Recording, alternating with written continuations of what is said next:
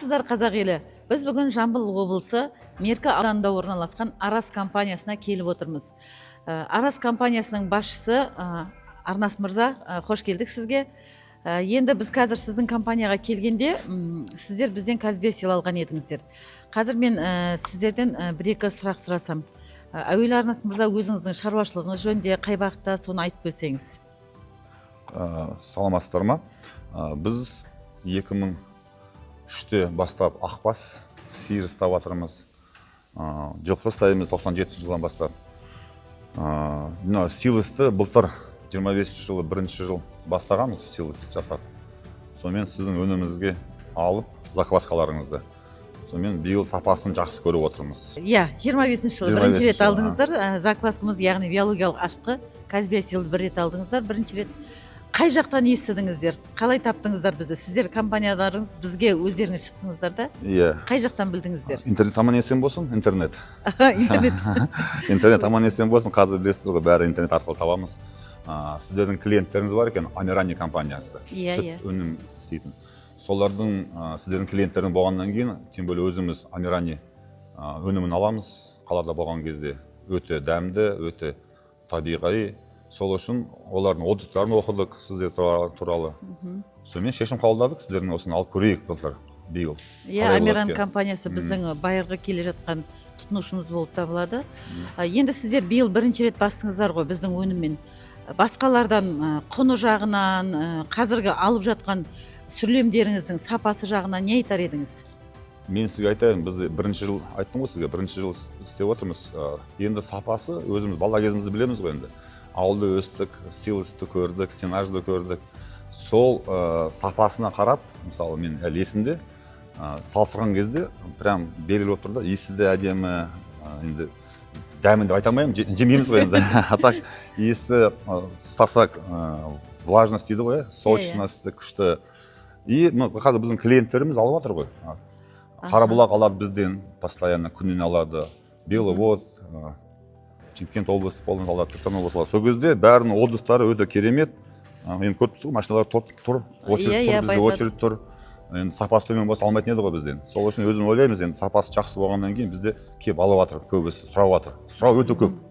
Арнас мырза, енді сізге бір сұрақ қояйыншы.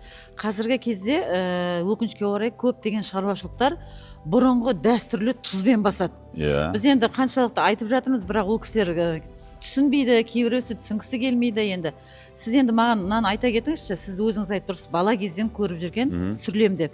Тұзбен басқанмен, ашытқымен басқанда қандай ерекшелік, айырмашылық болады сапасында және түрінде? Тұз енді мен өзім түсіну бойынша, тұз ол расщеплять етеді ғой мысалы, и согын шығарып, сол ақып кетеді. Неде, силыста қалмайды. Оны біз енді биыл біздің балдар бар істеген, тұзбен істеген. Сонымен көрсеңіз сапасы неде, соктың бәрі астына кетіп қалған. Құрғақ силыстары. Біздікі енді сіздердің қолданғаннан кейін, біздікі прям сочный болып тұр ғой, сочный. Өз несіне қалады екен де, несіне. Өзінің ылғалында құрамы бәрі өзінде қалады екен. Бір жақ жері, оны біз байқадық. Сол ашытқының бір жақ жері сол жағы. Сол жағы. Силысты қазір біз сиыр емес, жылқыға береміз, сауынды биеге береміз. Сауынды биеге? Біз көбісі таңғалады, қалай негізінде осындай тамақты жеген кезде жылқылар көлік болады. Силысты жеген кезде. Но біздің жылқыларымыз, сауынды жылқылар осыны үйреніп қалды. Қазір сүттің көбейді. Қазір білесіз, мысалы сүт аз ғой. Осыны бергеннен кейін әр биеміз 2 литрден сүт қосты күніне. Осыны жегеннен кейін. Удой артты дейсіз ғой. Осы қазір сауынды сиыр емес, жылқыға беруге болады осыны. Негізінде сиырға сауынның сүттің арту үшін береді. И майлығын көбейтеді тағы да. Биеге де беріп жатсыз. Біз қазір биеге беріп жатырмыз, өте мысалы жоңышқаның орнына осыны беріп жатырмыз. Осыны асырап жатырмыз қазір. Сауынды биелерді. И прям көзіміз көріп отырмыз, биелер бұны жалап жеп қояды. Дым қалдырмай қой. И сүт көбейді бізде. Әр сауын мысалы сауамыз ғой. Сол кезде прям аяғында 5 сауын болғаннан кейін көреміз ғой. Әр биеміз 2-3 литрден қосып қойған. Осы силыстың арқасында. Тамаша. Көбісі таңғалады, қалай сіздер бересіздер? Ауырмайды ма, көлік ұстамайды ма? Бірақ көлік ұстамайды. Көлік ұстамайды, Құдайға соны. Не үшін өзім ойлаймын? Не жоқ та? Гниль жоқ та? Гниль жоқ. Шіріген жоқ та? Шіріген түссе, шірігені болса, ол ауырады. Плесень болғаннан кейін әрине. Бұл плесень жоқ, шіріген жоқ, качествосы жақсы болғаннан кейін біз жылқыларымыз ауырмайды, көлік жоқ бізде. Сіздер де беріңіздер жылқыларыңызға. Арнас мырза, енді жаңа сіздер сүрлемді айтып жатсыз, қанша бас малдарыңыз бар, өздері қолданып жатқан. Артылғанына мен мына жерде қарап тұрмын, бір технология тұр. Бұны не істейсіздер сүрлемді? Жаңа айтып жатсыз, беловод алады, қарабұлақ алады деп.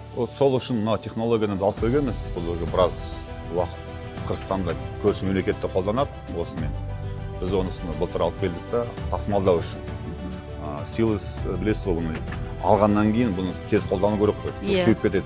Сол үшін кетпеу үшін осындай технология бар. Мына вакуумный упаковка дейді, өзінше вакуумный упаковка. Мынаның ішінде силос мынаған түседі қапқа. Сол қалпы тұрады ғой. Ылғалы, барлығы. Толын осы жерде тұрады. Жылымайды, не шіремейді, не кетпейді. Ауа өтпейді. Ауа өтпейді. Сөйтіп осымен барады.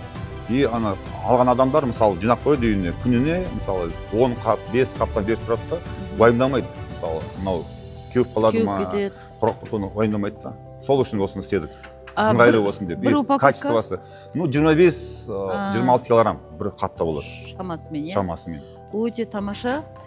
Арнас мырза, сіздің сұхбатыңызға көп рахмет. Сізге де рахмет. Кәсіптеріңіз өркендей берсін, мал басы көбейе берсін, кәсіптеріңіз табыстарыңызға береке берсін. Рахмет сізге.